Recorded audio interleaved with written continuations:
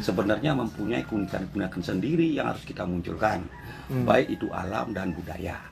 Nah, tetapi kadang-kadang melihat Baliage di Bali Utara, khususnya di Kecamatan Banjar, itu yang muncul apa adalah hal-hal yang negatif, dalam tanda kutip kan, tanda kutip sering terjadi perselisihan antara warga dulunya kan.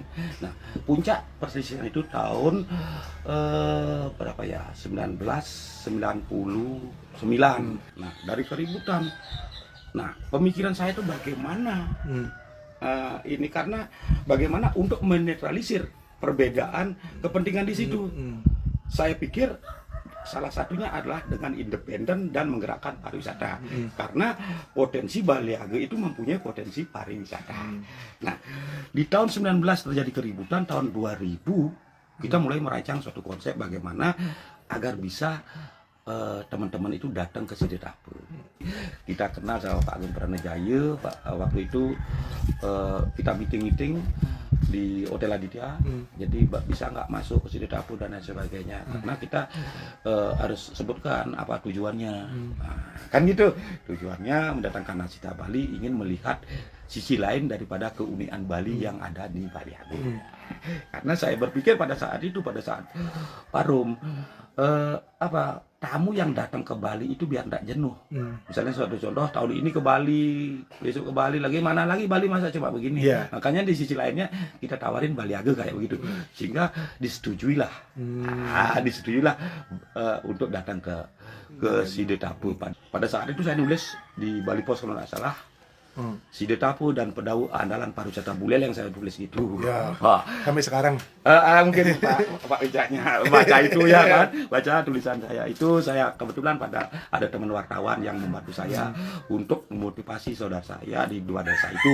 Ceritanya kan, singkat cerita datanglah Sita Bali ke sini, welcome sekali masyarakatnya dan lain sebagainya. Sampai pada saat itu dibantu kita dua desa ini.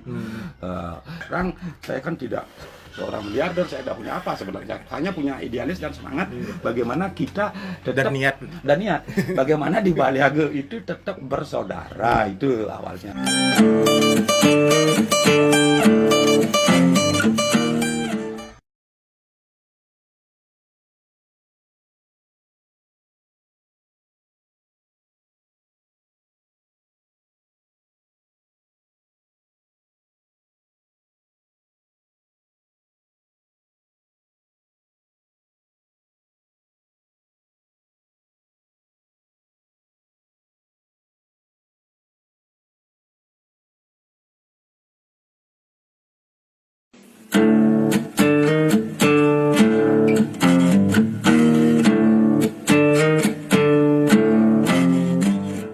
Rage menyamu nih, ngapain ribut karena kepentingan politik. Akhirnya mulai kesadaran timbul di kedua belah pihak. Berarti zaman itu masih istilahnya SCTP apa ya? SCTP dipakai itu pada saat itu, karena SCTP itu saya konsep sebenarnya ini awalnya kan, awal mengkonsep SCTP dengan almarhum Pak Jero Karye namanya, kakaknya Pak Budiase, Pak Mengkel kan. Nah itu kita konsep pariwisatanya itu SCTP.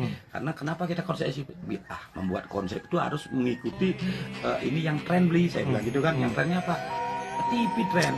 TV waktu itu TV swasta nasional ya? Ya itu yang SCTP kalau begitu. Gampang diingat.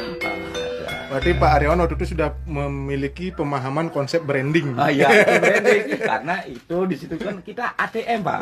Amati dulu, teliti, modifikasi langsung. Nah, adopsi, tiru, modifikasi. Itu. Gitu ceritanya.